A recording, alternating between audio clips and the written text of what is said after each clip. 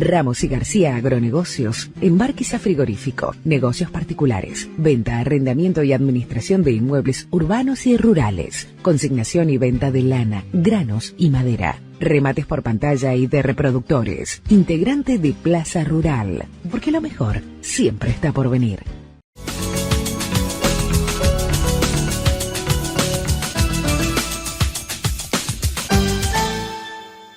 ¿Qué tal, amigos? El gusto de saludarles para compartir esta nueva edición de Diálogo Rural TV que tenemos el agrado de presentarles desde este momento en esta semana tan especial que estamos transcurriendo.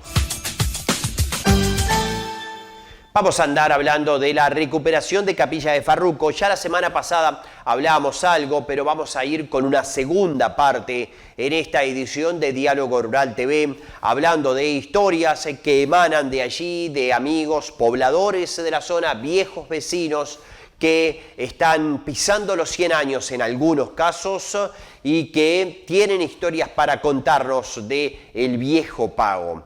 Un paraje además desaparecido, un pueblo desaparecido, pueblo del Chaco, que estaba allí a 7 kilómetros de Capilla de Farruco. Lo hablamos con Miguel Coto, que es oriundo de esa zona, y con él recuperamos algunas historias perdidas del interior duraznense. Además vamos a estar hablando de las finales del concurso de redomones y también concurso de domadores de la Sociedad de Criadores de Caballos Criollos del Uruguay, que tuvo sus finales en Durazno. Estaremos hablando de Expo Melilla, estaremos hablando de la situación productiva en la lechería con un informe con referentes de Conaprole de distintas zonas del territorio nacional. Así que tenemos un programa para no perderse en esta nueva semana que estamos arrancando. Hablábamos la semana pasada de Capilla de Farruco, la reconstrucción de la capilla y el fortín de Farruco, allí en el interior del departamento de Durazno. Cuántas historias que hay detrás de ello, y detrás de ello también la vida y lo que han transitado como vecinos de la zona los hermanos Barcelona, que están pisando los 100 años. Una ya lo pisó, porque María Barcelona tiene 100 años y en sus 100 años recuerda algunas historias de cómo era el viejo paraje. ¿Ha cambiado mucho la zona desde aquel tiempo hasta ahora? Sí, ha cambiado, sí, yo. ¿Qué cosas se acuerda de que eran lindas en aquel tiempo? En aquel tiempo. ¿Qué iba mamá a la escuela usted? ¿A caballo o en qué? A caballo. ¿Venían a caballo a la escuela? A caballo de escuela. Ajá. ¿Y la escuela está acá al lado de la capilla? Está al lado de la capilla. ¿Cuántos niños iban a la escuela en ese tiempo? Sí, eso no me acuerdo. Pero mucho más que los que hay ahora en la vuelta. ¿Será así? Seguro. Bueno, y ¿ustedes qué tenían? ¿Un establecimiento ganadero? ¿Tenían tenían animales ahí? Ah, sí, había. ¿Y ustedes a qué se dedicaban? Y en las casas, la tarea de la casa. ¿Había que hacer de todo en aquel tiempo? Había que hacer de todo, sí. Bueno, ¿contenta con volver al Pago? Ah, sí, contenta, sí. Me había vuelto más. ¿Hacía tiempo que no venía? Así, claro. No sé cuánto que no venía. Y ahora llegar y encontrarse con la capilla restaurada así, Era lindo. quedó precioso. Quedó precioso. Lógico. Estuvo mucho tiempo abandonado esto. Había poco interés en... Parece que sí que había poco interés en que... Y ahora hasta la ruta está linda. Está lindo todo. Está mucho más fácil para venir ahora. Ah, sí. Bueno, muchísimas gracias, No, por favor. Bueno, muy amable y que disfrute de la jornada. Muchas gracias. Qué hermosura, ¿no? 100 años. Y su hermano, Juan Barcelona, con 98 años. Anda a caballo, con 98 años. Si valdrá la pena escucharlo. Juan, ¿cuántos años, don Juan? 98. Pero qué hermosura. ahí vamos, lo vamos llevando. ¿Siempre en este pago, en esta vuelta? Y acá, aquí nacía, vine a la escuela acá y siempre en la vuelta acá. ¿Sus padres eran oriundos de acá también? Sí, de acá también, todos. ¿Sí? Sí. O sea que ustedes nacieron y se criaron en esta zona. Tenemos el campo acá cerquita. ¿Ah, sí? Sí. Pero vivimos en Sarandí allí. Usted vive en Sarandí del Chi. Pero venimos seguido a la estancia. Y dígame, ¿su padre ya había comprado campo en esta zona? Sí, yo creo que era de acá, sí. Era de acá. Él murió muy joven. ¿Ah, sí? Sí. 56 años tenía cuando murió. ¿Y ahí ustedes tuvieron que tomar la rienda del trabajo? Sí. Ahí mantenemos el establecimiento. ¿Cuántos hermanos eran? Éramos 7 hermanos. 7 hermanos. Sí. ¿Y qué edad tenía usted cuando falleció su padre? Y tenía 9 años, creo que tenía. 9 años. ¿Y tenía hermanos mayores? Sí. Habían 3 hermanos mayores. Así que hubo que encarar el trabajo desde ahí. Ah, sí. Seguimos con los hermanos siempre. Sí. ¿Y qué hacían? ¿Ganadería ahí? ¿Ovejas? Ganadería, agricultura y de todo un poco. ¿Agricultura también? Sí. ¿Ah, sí? ¿Qué plantaban en aquel tiempo? Y se plantaba trigo, se plantaba avena y cosas ahí. Era mucho más El difícil maíz. plantar en aquel tiempo que ahora con las máquinas que hay hoy, ¿no? Ah, sí. Es distinto, pero se hacía igual. Sí. Está bien. Había que encarar los desafíos. Sí. ¿Vino a la escuela de acá de Farruco? Vine acá a la escuela de Farruco siempre. Me decía, ¿vino a la escuela de Farruco? Sí. Siempre vine a la escuela acá. Acá conocí a mi señora en la escuela. ¿Cuántos años de escuela hizo? Porque en aquel tiempo no... Era hasta tercero. Era hasta tercero. Que le llamaban, pero era como el texto de hoy. Seguro. En esa época no había eso. Y ahí ya directo a trabajar. Sí, directo a trabajar. ¿Y en aquel tiempo la zona era toda de ganadería? Sí, ganadería, agricultura y eso. Sembraba maíz, de todo un poco. Mucho más poblada que hoy en día. Ah, sí. ¿Usted mantiene el establecimiento ahí? Sí, lo tenemos.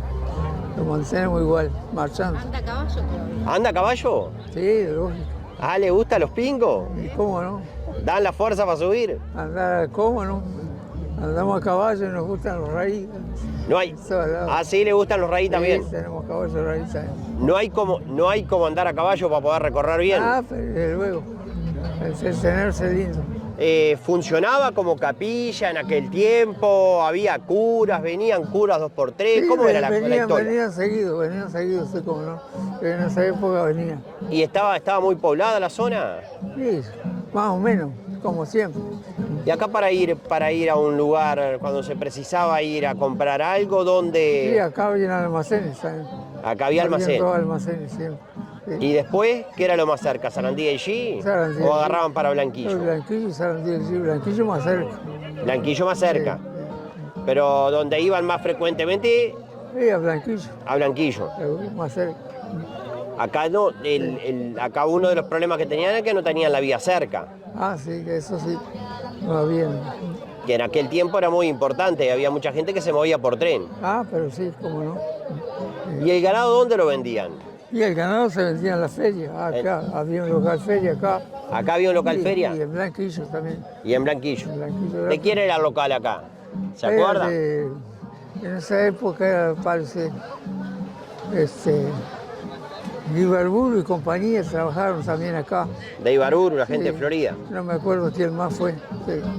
Ajá. Que estuvo acá en esta vuelta. Seguro. ¿Y eran ferias grandes en ese tiempo? Ah, sí, claro.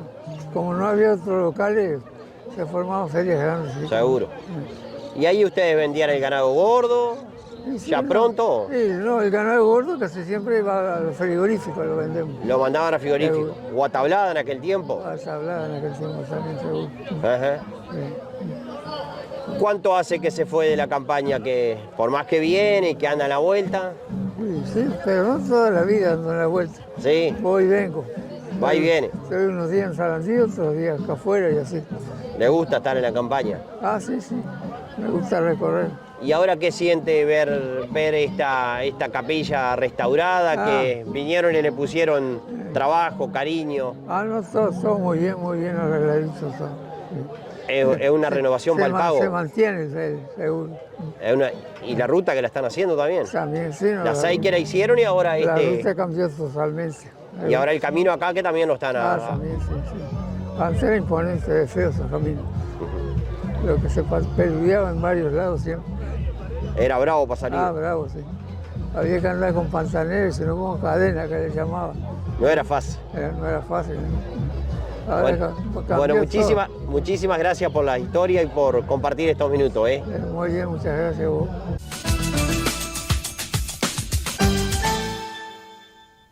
Ahí estaba don Juan Barcelona y tantas historias que seguramente quedaron en el tintero para seguir hablando en otra oportunidad.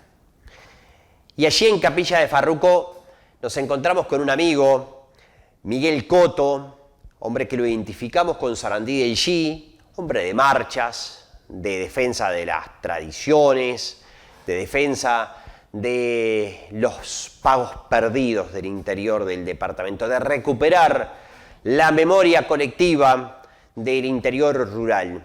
Y hablando de la memoria colectiva del interior rural, nos fuimos a sus entrañas precisamente para hablar de su niñez en un pueblo desaparecido, pueblo del Chaco, a 7 kilómetros de Capilla de Farruco, que ya no queda nada, ya no existe el pueblo del Chaco. Ni siquiera nosotros lo habíamos escuchado nombrar. Seguro estamos hablando de 50 y pico de años atrás, 60 años atrás, y sus recuerdos de la niñez en ese pueblo a donde él llegó de niño y desde allí pudo ir a la escuela de Capilla de Farruco, porque allí se establecieron precisamente sus padres y la posibilidad de, desde su memoria, rescatar estas historias. Sí, señor, oriundo de esta zona. ¿De qué vuelta? Allá por el año 50 y a fines del 58, primeros meses del 59,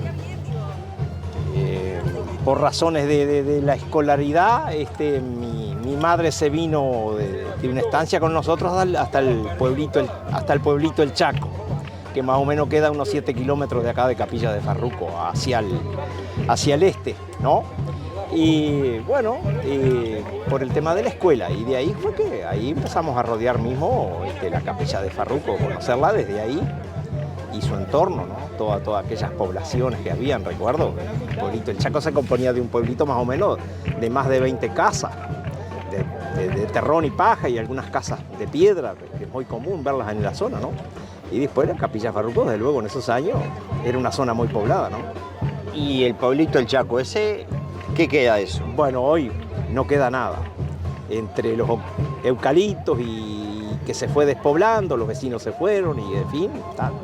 Creo que sobrevive un vecino solo porque tiene una vivienda de Mevir de hace muchos años ahí en la zona rural, ¿no?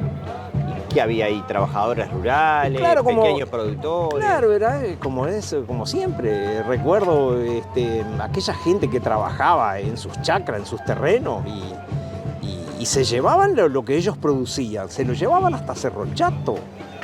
Se prendían 3, 4 caballos en un carro de 4 ruedas y se llevaban la producción, lo que cosechaban en las chacras se lo llevaban a Cerro Chato a vender.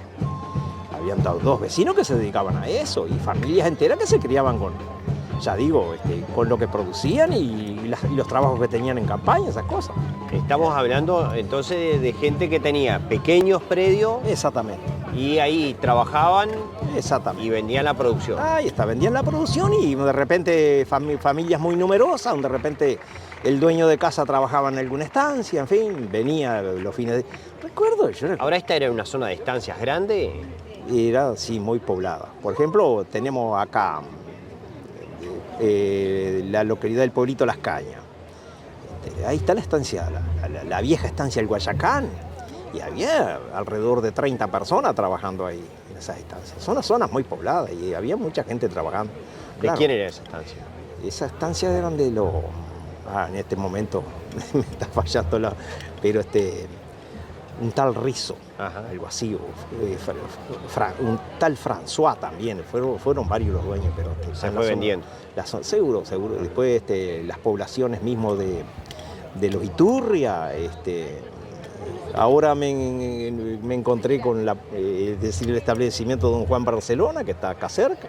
Ahí lo encontré ahora con sus 97 años, todavía anda en la vuelta y tiene su establecimiento. Pero esos establecimientos grandes se terminaron todos.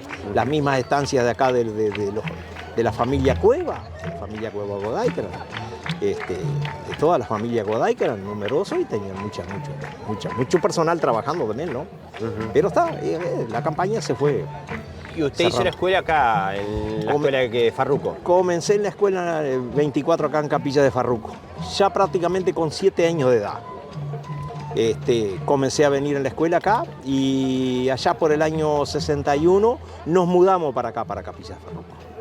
Nos mudamos. Ahí ya le quedó más cerca la escuela. Mejoró la escuela, seguro. 7 kilómetros me decía que le quedaba. 7 kilómetros nos hacíamos con un lote de chiquilines más, de a pie.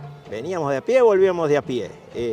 Y a veces cuando ligábamos a algún caballo, de acuerdo a nuestro comportamiento, porque de las carreras no nos olvidábamos, suspendidos los caballos, vayan de a pie y vuelvan de a pie. Así que son esas cosas que...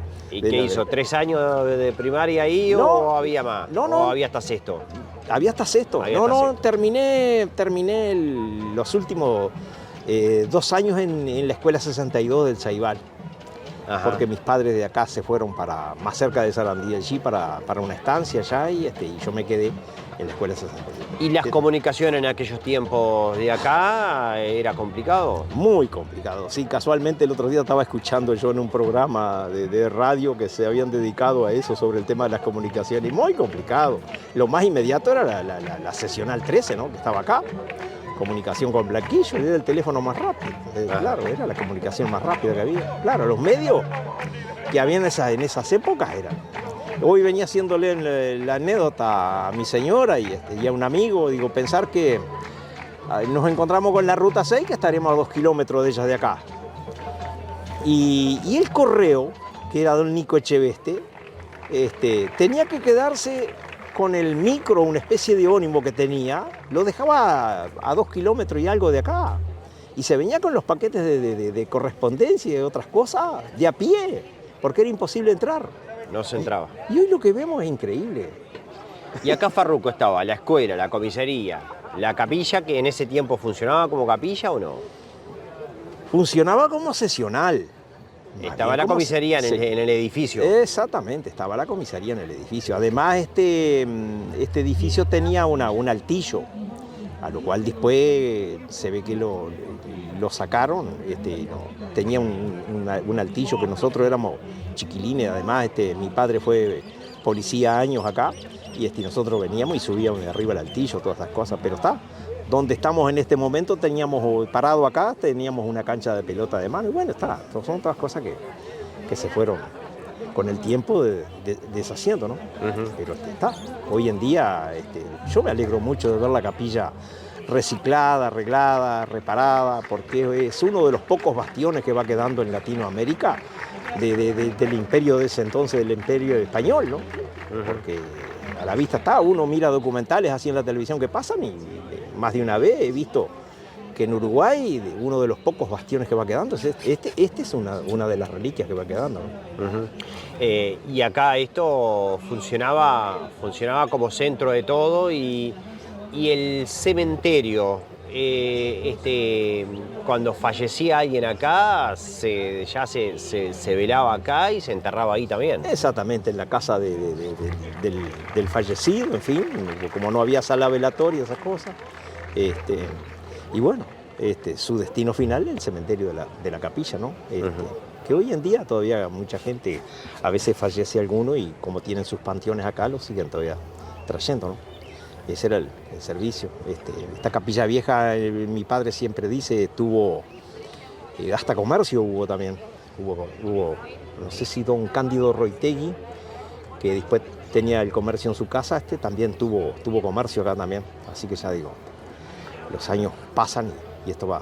Por suerte, hoy en día la tenemos en pie todavía. Y hablando de historias, seguimos yendo más atrás en el tiempo, porque esa recuperación de Capilla de Farruco tiene otros antecedentes de cuando la capilla tenía vida. Y cuando Farruco Rodríguez se fue y remató el establecimiento en la capital del país.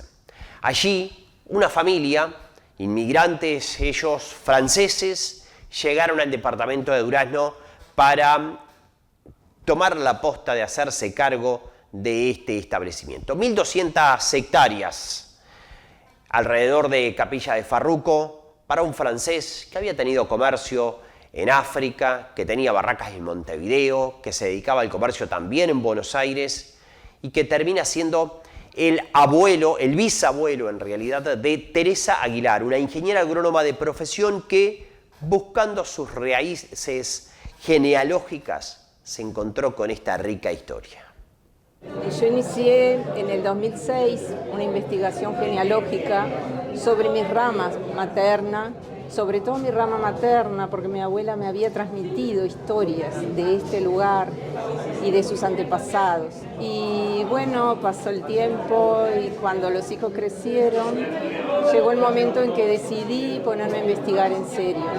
Para eso cursé en Facultad de Humanidades, técnicas de investigación, cursos de francés y bueno, fui voluntaria en el Instituto de Estudios Genealógicos, donde ellos me publicaron mi primer trabajo estrictamente genealógico.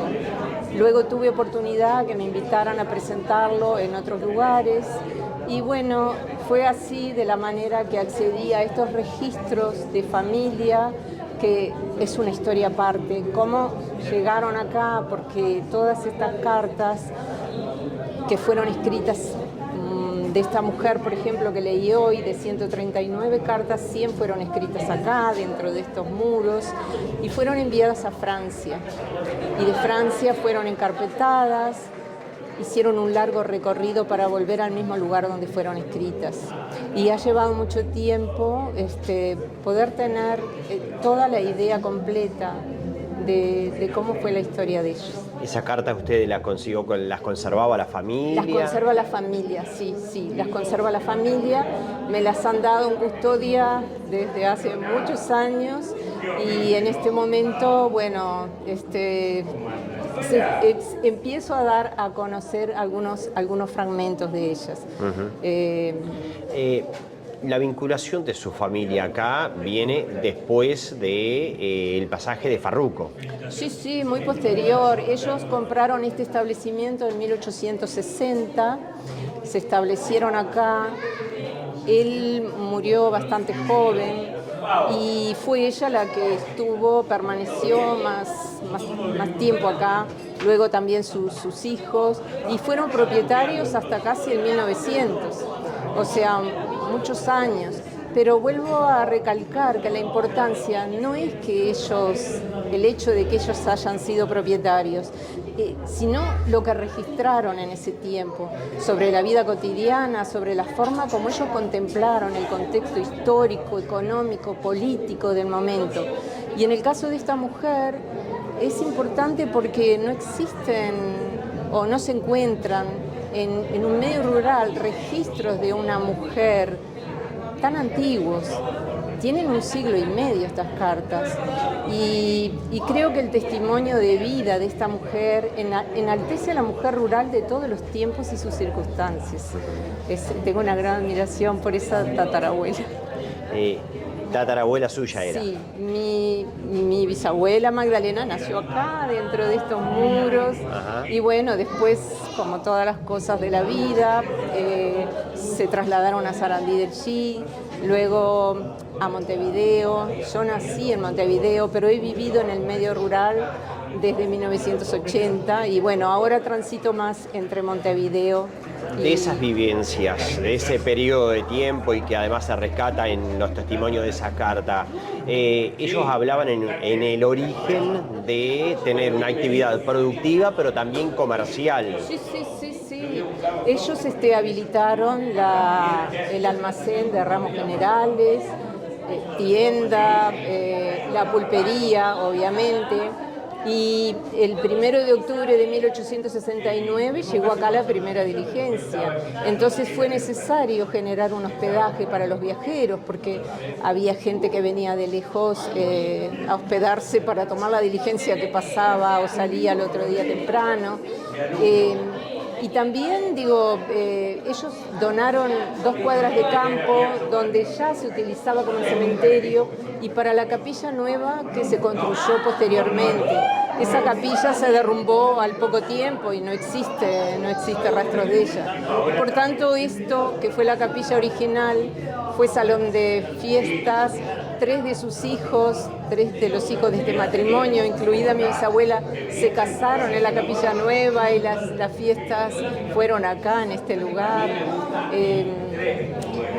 Y bueno, el tema de gestionar un sacerdote estable para la capilla también, muy interesante, porque en 1862 recayó ese nombramiento en el sacerdote Zenón Aspiatzu, vasco, que había participado en las guerras carlistas, era soldado de Zumalacárregui, de las guerras carlistas españolas. Una historia, todo lleva a cada uno de ellos a una historia, sí.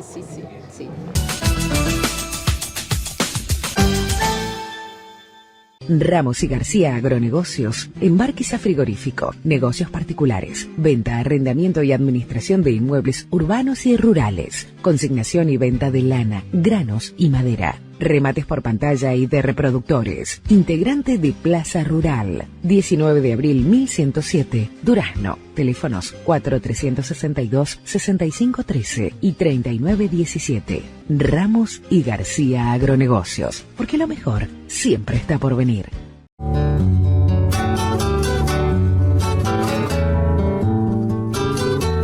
Primer encuentro ganadero, 26 y 27 de abril.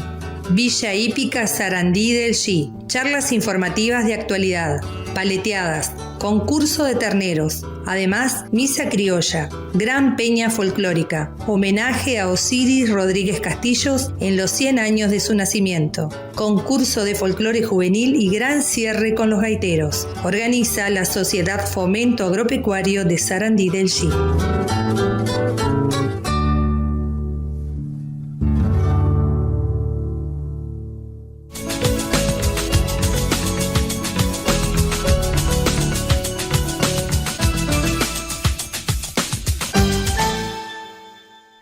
Amigos, nos vamos a meter ahora en las finales del Redomón de Oro de la Sociedad de Criadores de Caballos Criollos del Uruguay, que se desarrolló en la Sociedad Rural de Durazno, allí en Santa Bernardina, con el apoyo logístico de la Agremiación de Criadores de Caballos Criollos de Durazno, que estuvo trabajando y ha trabajado en forma realmente espectacular en los últimos años, en lo que ha sido esta nueva etapa que se ha abierto en Durazno con los criollos y con la agremiación, poniendo la bandera de los criollos y poniendo la bandera del caballo criollo en Durazno.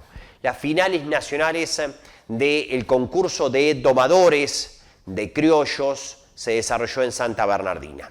El ganador del concurso amateur fue Agustín Miravalles, hombre de a caballo, joven, de las distintas disciplinas del caballo, enduro, raíz, jineteadas, pruebas de paleteadas, pruebas de criollos.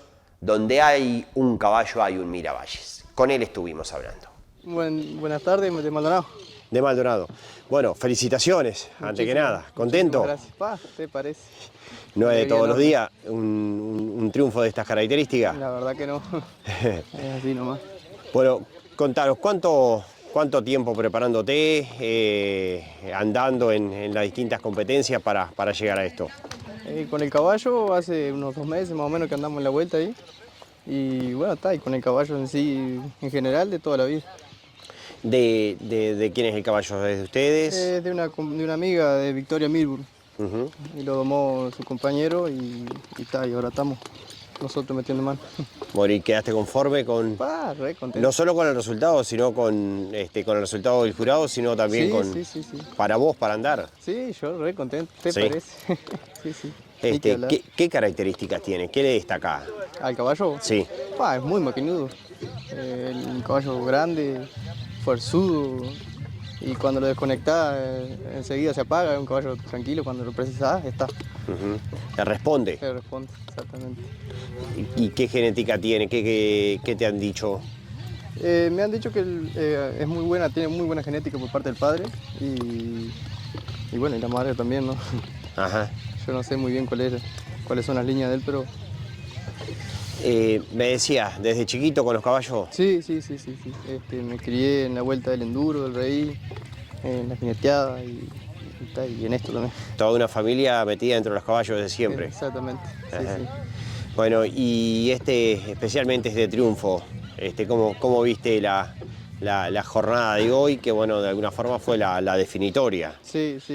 Y bueno, imponente, porque yo en realidad venía tercero y hoy en la manguera anduvo muy bien el caballo, se destacó y el que venía punteando justo tuvo mala suerte y bueno, nosotros pasamos para adelante y está, nos mantuvimos por suerte. Ajá.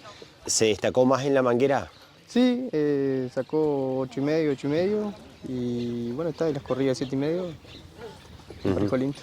¿Y cuál de las pruebas es la más compleja para llegar? Capaz que la más complicada es ahora, la corrida vaca. Sí. Porque depende del caballo, de uno y de la vaca, y de la vaca también. Sí. Más que nada la vaca, si la vaca no ayuda, que no es fácil a veces. Seguro. ¿Influye también el compañero que te toca? También, sí, por supuesto. Gracias a Dios corrimos con un compañero, un amigo de hace tiempo y más o menos nos conocemos, ¿no?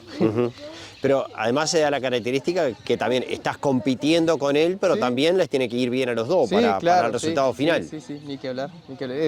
Cuidamos no matarnos entre nosotros, ¿no? Seguro. Tal vez que sí. Seguro. Así nomás. ¿Cuántos años tenés? 26. Bueno, y estás en la categoría amateur. Amateur, sí. ¿Y ahora hay que dar el pasito para el profesional o no? Y bueno, no sé, yo qué sé. Capaz nomás. Vamos a ver qué pasa. Bueno, muchas gracias y muy amable y a disfrutar Muchas gracias por la nota. Y Agustín, como decía, montaba un caballo de Pistacho, un caballo de Victoria Milbourne. Una historia particular de alguien que también trabaja con caballos, pero tiene muy poquitos criollos. Tan poquitos como casi el único. Desde Maldonado compartimos la historia. La verdad, hay una gran cuota de suerte y mucho trabajo de equipo. Pistacho nació en casa, lo criamos ahí. Después lo anotamos para participar en el Redomón de Sierra Serena en el 2024. Lo redomoñó mi pareja. Anduvo impecable, anduvo muy bien, llegó al domingo. Y después hace un mes participó en Sierra Serena, quedó tercero y ahora, perdón me distraje, ahora por suerte que quedó primero y todos tuvimos un poquito de parte, es un equipo grande, ya te decía Luis lo redomoñó, después otra amiga es la dentista del caballo Belén Gómez, yo me ocupé bastante durante el proceso desde que Luis lo domó y lo agarró Agustín a enfrenarlo, a cuidarlo, básicamente ocuparme de él. Y bueno, ahora con Agustín hace una yunta espectacular. ¿Qué es lo que más le destacás a él? ¿Al caballo? Sí. A mí lo que me gusta mucho del caballo es que es un caballo fuerzudo y potente, pero a su vez, después de que vos ya le terminaste de pedir la maniobra y le tenés que pedir que se quede y que quede tranquilo, él vuelve. O sea, eso es lindo, como el prendido y el apagado del caballo. Como que se enciende y se apaga. Sí. ¿Y qué genética tiene? ¿Qué orígenes? ¿Qué antecedentes? El caballo es hijo de un caballo que se llama Pirincho Caraguatá, que lo exportaron a Europa. Es hijo del indio de Boeiro. Y su madre es la Sauce Fulera, que es hija del Jahuel Hurón, que es escorpión por atrás. ¿Cuánto tiempo con los criollos? O sea, poco. La verdad que tenemos esa yegua y este caballo y no mucha cosa más. O sea que es una experiencia relativamente nueva para ustedes. Sí. No somos caballos, por eso tenemos una cuota muy grande de suerte porque básicamente es el caballo que tenemos y es el mimoso, por eso digo que es pistachito y no sauce pistacho. Y bueno, nada, y es parte como de un grupo de familia, de amigos y es un disfrute. ¿Tienen el caballo para disfrute o tienen establecimiento agropecuario? Sí, tenemos un establecimiento agropecuario, pero no criamos, o sea, tenemos esa yegua que seguramente esta primavera le volvamos a echar un padrillo para tratar de ver si tenemos la misma suerte, porque uno un poquito se embala. Y bueno, la idea es ver si podemos correr alguna otra prueba más con él y después capaz que lo pueda disfrutar yo en alguna prueba de propietarios o ver si lo disfrutamos de otra manera. ¿Y cómo vino esa conexión con el criollo? Yo estoy relacionada con los caballos, trabajo con caballos, pero más que nada con otras razas. y siempre me gustaron las pruebas funcionales y la doma y bueno, terminé teniendo una yegua criolla a través de un tío y un amigo y esa fue la genética por el lado de la madre. Y bueno, teniéndolo y gustándonos a varios, a mí, a mi pareja, decidimos entrar en las pruebas, que la verdad que la Sociedad de Criollos ha hecho un trabajo espectacular en promover la raza, en organizar estas pruebas, en fomentar gente así como yo, que capaz que no soy un criador y que se anima a venir. ¿Trabajás con caballo en qué actividad? Trabajo en un aras de caballos árabes y angloárabes en Maldonado y nos dedicamos más que nada a los caballos de resistencia, enduro. Sí. Y desde ahí surgió la conexión para tener este caballo. Sí, también antes trabajaba con cuarto de milla, corría pruebas de rienda americana. Así que un gran amor por los caballos. Sí, por el caballo. Por el caballo en general. Sí, por el caballo en general. Así que sí. Bueno, y Agustín un gran jinete. No, Agustín talentoso, recontra talentoso y con el caballo hacen literal lo que es la definición de un binomio. Se llevan súper bien, lo sabe llevar recontra bien y está bueno, a la vista están los resultados, que corrieron en un mes 2 pruebas y metieron 2 podios y el caballo tuvo por suerte una evolución positiva, que a veces muchas pruebas juntas puede repercutir, es mucha exigencia, uno en viajes, la exigencia de uno en las pruebas, los nervios y todo, y la verdad que el caballo por suerte se recontra portó y más allá del resultado nos gustó mucho más su performance que lo que fue la vez pasada, así que recontra contentos.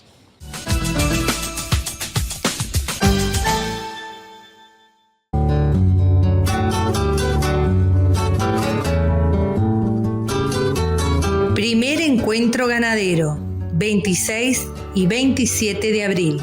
Villa Hípica Sarandí del Yi. Charlas informativas de actualidad, paleteadas, concurso de terneros, además misa criolla, gran peña folclórica, homenaje a Osiris Rodríguez Castillos en los 100 años de su nacimiento, concurso de folclore juvenil y gran cierre con los gaiteros. Organiza la Sociedad Fomento Agropecuario de Sarandí del Yi.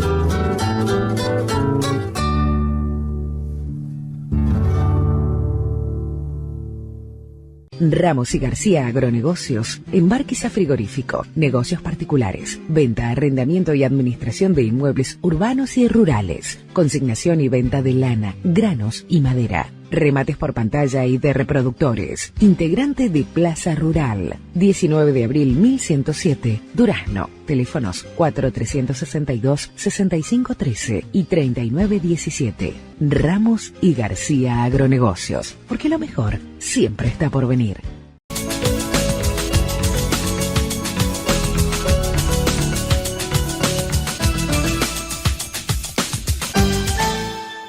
Dejamos atrás el concurso de domadores, en este caso en la categoría amateur, y nos vamos a meter ahora en la final del Redomón de Oro, que se fue para Cerro Largo, para lo que es la familia Gamarra, que una vez más estuvo triunfando. Ignacio Gamarra nos cuenta la historia de esta gente del departamento de Cerro Largo, con tantos criollos atrás y 3 generaciones que vienen trabajando detrás de los criollos. Y la alegría, el festejo y un momento realmente imperdible allí en Santa Bernardina de festejo en familia. Bien contento y más que orgulloso.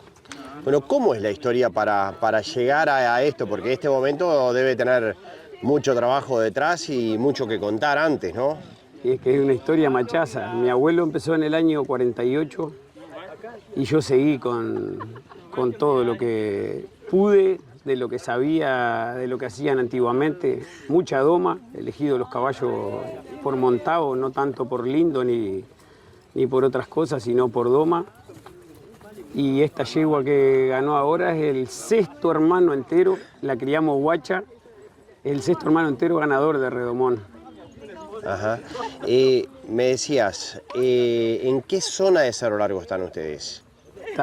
Somos prácticamente criados en la 14 de Cerro Largo.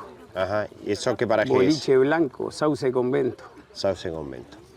Así que mucho tiempo con el criollo. Imagínate, somos nacidos y criados atrás de la cola de la yegua. ¿Y qué ha ido cambiando desde lo que conociste vos y lo que te contaron de tu abuelo hasta esta época? ¿Ha ido cambiando el criollo? Y lo que pasa es que ahora es mucho más fácil los caminos. Si podés llegar a los padrillos y podés llegar a los sémenes que hay hoy, de caballos importantes, de selección de freno de oro, llegás bastante más rápido que lo que llegaban antes. Antiguamente te podés imaginar que si no solo que no había mucha cosa, que ni celular había. Ahora vemos todo y aparte de eso que la evolución es mucho más grande, ¿no?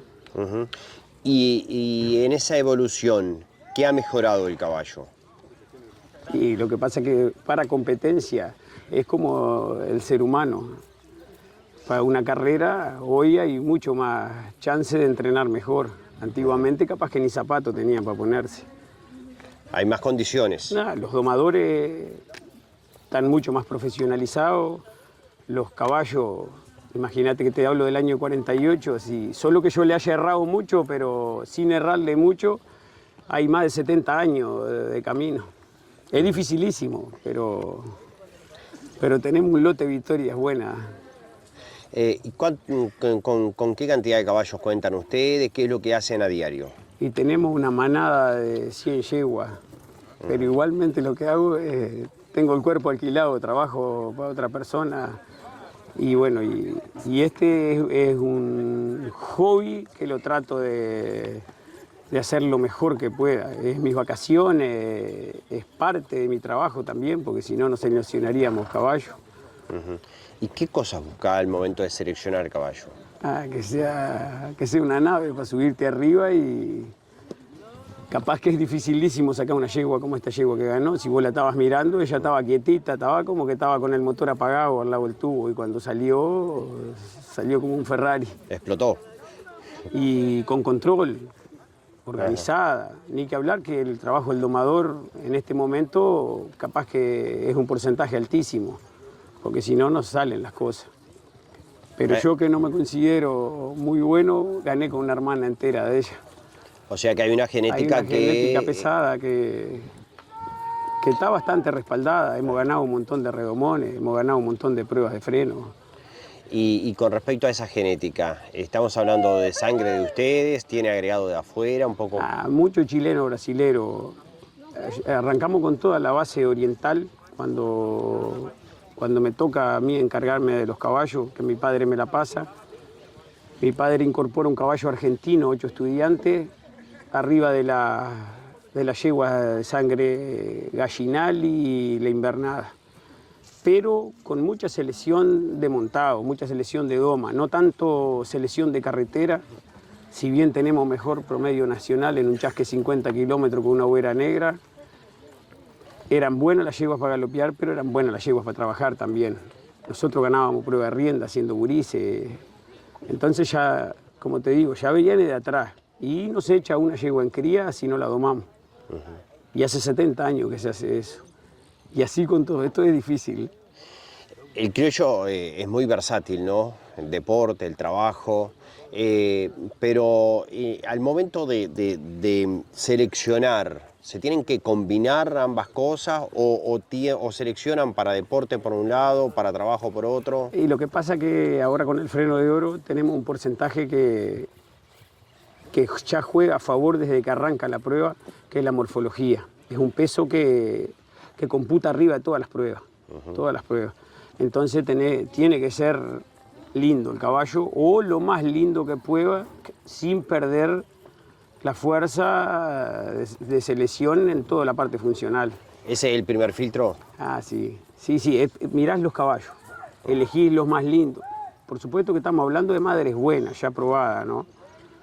Elegís los más lindos, después los domás y ahí les das la prioridad que merece cada uno.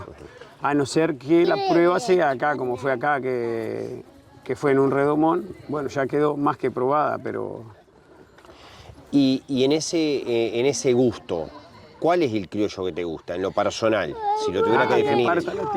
Que parta la tierra, que dé para recorrer una estancia grande a toda carrera, que aparte ganado, que paletee, que después suban mis hijos y compitan. Te voy a hacer un ejemplo, mis gurises, este es chiquito todavía, pero los otros más grandes compiten en las pruebas juveniles. Y hay veces que llevábamos los caballos para correr las juveniles, corrían las juveniles y nosotros terminábamos al otro día paleteando. Y estamos tercero o cuarto en el ranking de paleteada con los mismos caballos que corrían ellos. Y que sirva para todo. Lo de los caballos moros, ¿es un mito o tienen una ventaja? El caballo moro sí, va mucho en la historia, ¿no? Sí. Pero la ventaja más grande yo creo que si el moro es bueno, económicamente es muy bueno. Pero además yo creo que el pelo no va contra el caballo. El caballo va, uno de los temas, el domador y el individuo. El pelo es secundario. Es secundario. Me decías, mucho trabajo detrás de toda esta selección y demás. En particular, de esta ejemplar, ¿qué estamos hablando? Esta es la sexta hermana entera de 5 ganadores, hoy es ganadora, ella también. Mi padre hace un montón de años me hizo un costado en un negocio con un padrillo brasilero, que es el padre de esta yegua, y la madre viene de las sangres orientales, es de las últimas hijas de 8 estudiantes, ese caballo que yo te contaba cuando mi padre me entrega la manada. Me entrega todo, hija de ese caballo argentino. Bueno, ¿y ahora con qué lo disfrutamos?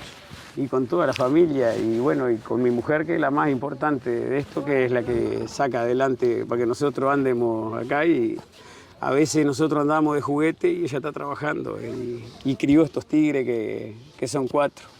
Era Ignacio Gamarra, con esta historia de familia, de criollos y de redomones. Y él... jinete que hizo la dupla espectacular fue Bruno Almeida.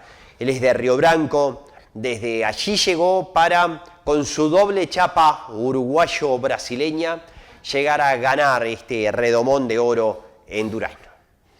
Mucho trabajo, dedicación de uno que lidia con caballo, del equipo, que es el principal, que trabaja con nosotros en las casas. Y sin familia, todo eso él hace parte para llegar ahí. Y sin familia, sin equipo, no se va a lugar ninguno. ¿Cómo es el día a día tuyo? En este caso, ¿te dedicas a la doma, a trabajar en un establecimiento ganadero? Un poco, ¿cuál es la realidad? No, yo trabajo con un centro de doma y entrenamiento y vivo de eso. Mi trabajo de mañana es el galpón y a caballo siempre. O sea que está 100% para caballo. 100% caballo. ¿En Cerro Largo? Sí. ¿En qué zona? Río Branco. En Río Branco. Ajá. ¿Y ahí cuántos caballos tenés? Un poco, ¿cuál es el día a día? Lidiamos en torno de 10 a 13 caballos y lidiamos en torno de eso por día. ¿El entrenamiento es para las actividades de criollo o también para otras actividades? Sí, para actividades de criollo, sí. ¿Exclusivamente son criollos? Sí. Hay un poco de como si tienes que agarramos caballos de otras razas, pero trabajamos mucho más con criollos.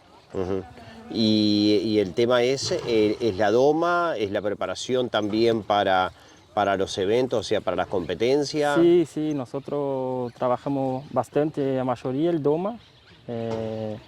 Hacíamos trabajo para paletear, freno joven, el propietario, para el freno de oro también. Hacíamos prácticamente casi todas las actividades del criollo. ¿Y qué significa llegar a tener una distinción de ganar una competencia como esta a nivel nacional? Sí, seguro. Este año 2023 conseguimos lograr clasificar una llega para el freno de oro en la clasificatoria y en la final acá del Uruguay. Entonces el trabajo se basea en eso, el caballo bien domado para mostrar el trabajo en las competencias y fuera de ellas también, y es eso. En lo personal, ¿desde cuándo con los caballos? ¿Cómo? En lo personal, ¿desde cuándo con los caballos? ¿Desde chico? Sí, seguro, desde chico siempre. ¿Te criaste afuera, en campaña? Sí, hasta no viví así, más en el pueblo, así, a una cierta edad, pero después me fui, tenía un amigo ahí que trabajaba en una cabaña, ¿viste? Y yo iba pasaba casi toda la semana allá, iba para el colegio y volvía para allá para quedar lidiando caballo y aprendiendo con él. ¿Sos oriundo de Río Branco? Sí, Jaguarón. De Jaguarón. Jaguarón. Ajá. Ya que sos de nacionalidad brasilero. Soy doble chapa. Doble chapa. Sí, tenemos las dos. Característico de la frontera. Seguro, seguro. Bueno, y en el caso de esta yegua, ¿qué destaca? Sí, es una yegua muy mansa, una yegua que coopera para hacer las cosas, ¿viste? Una yegua muy vaquera, entonces una yegua que da gusto de subirla y trabajarla, ¿viste? Hablando de la doma, ¿cuánto te lleva dejar un caballo pronto, agarrándolo de cero? ¿Cómo es el proceso? El primer proceso que se hace con los potros es redimoñada, primera redimoñada, que sería esta etapa ahora de la prueba ahí que nosotros hacemos. En casa, a veces que vamos en casa no hacemos como si fuese la prueba, ¿viste? Hacemos hacer todas las maniobras, pero no es como competencia, pero hace todas las maniobras en casa. Ahí tiene la parte que quiere refrescar la boca, se suelta, mucha gente lleva, suelta en el campo un tiempo y vuelve para enfrenar, para descansar, el caballo descansa, refresca y vuelve para enfrenar de abajo y ahí empieza, después de enfrenar de abajo, a subirlos. ¿Cuánto es el tiempo de suelta ahí? ¿De qué maneja? Sí, depende mucho de la gente, ¿viste? Pero está en el mínimo tiempo ahí, unos 30 días más o menos, ¿viste? Un mes ahí, que hay suelto para refrescar y descansar bien. Y ahí empieza a enfrenarlo, ahí lleva más ahí 30, 40, 50 días enfrenándolo de abajo para después subir, ¿viste? Y después después sigue trabajando, despacio de vuelta, porque cambié la herramienta que va en la boca, voy a poner un freno, no va más embocado, ¿viste?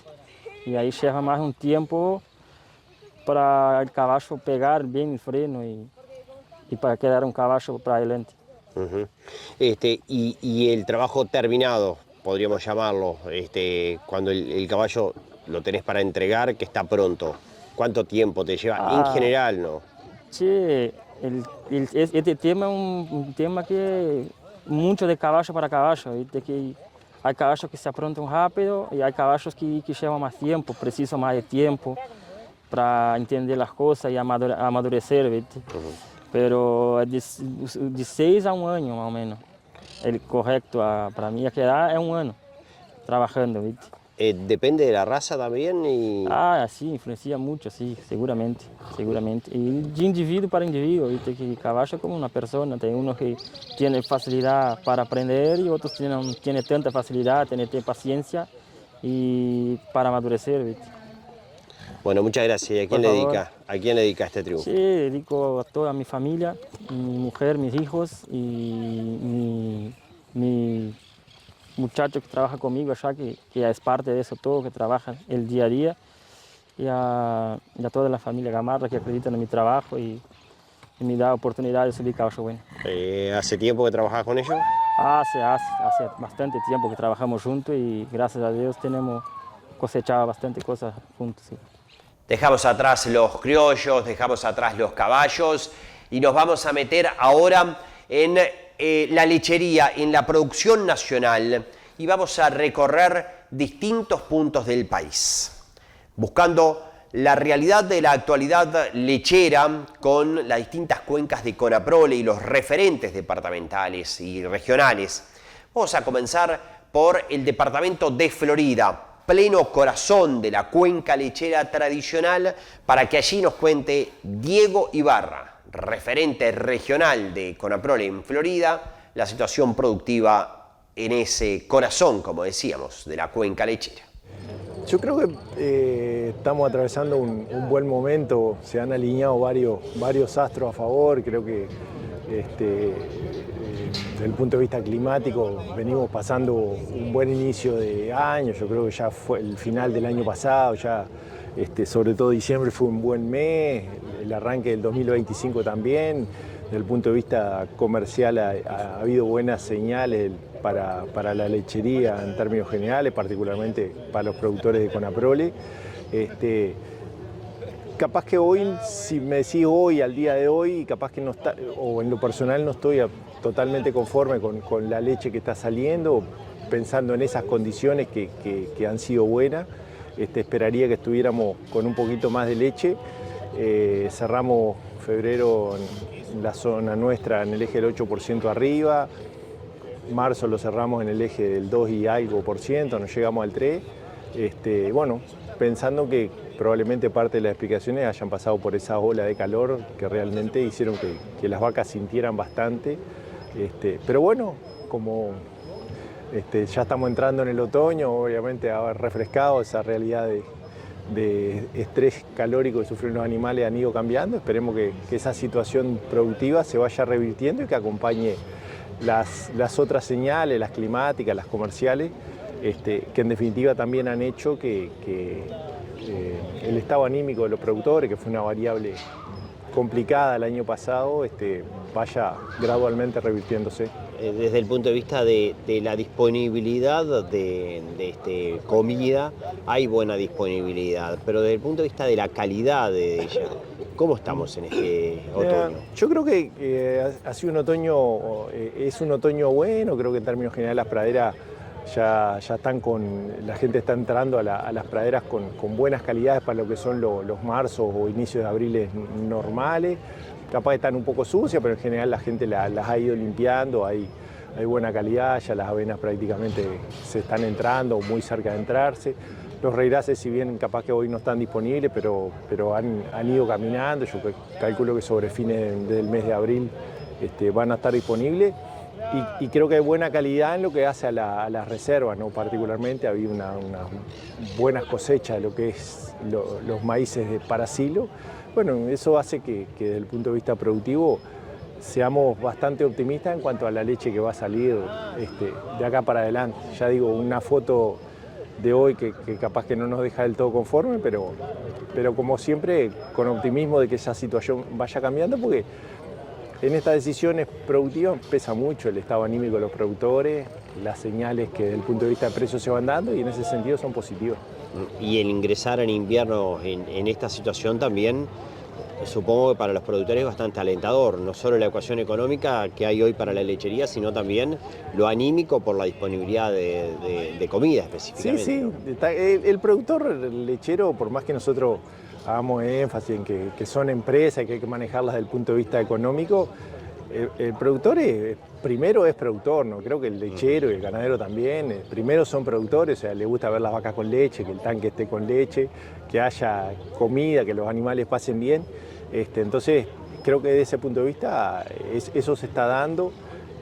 Y bueno, y además, por supuesto que lo que pasa en el otoño incide en el otoño, pero incide también en el mediano plazo, sobre todo en la primavera, ¿no? Qué tanto coman nuestros animales, o qué tan bueno sea el pico de leche que hagan en el otoño, pues va a repercutir en la leche que se coseche en la primavera. Entonces también hay una apuesta ahora pensando en el mediano plazo, ¿no?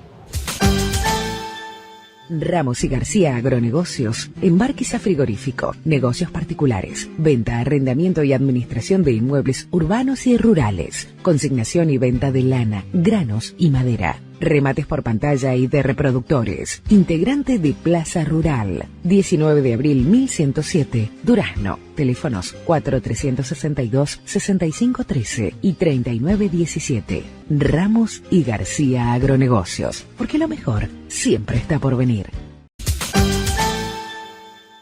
Amigos, ha sido realmente un placer compartir esta nueva edición de Diálogo Rural TV para poner en pantalla estas historias, actualidad productiva, historias perdidas y mucho rescate cultural también de lo que pasa en el medio rural.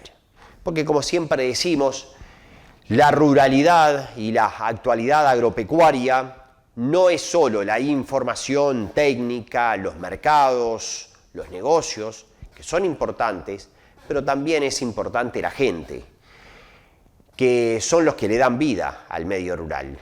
Es importante la gente, su vivir, su cultura, sus historias y la convivencia para que este diálogo rural sea precisamente el rescate de eso, el rescate de la gente, sus valores y sus historias.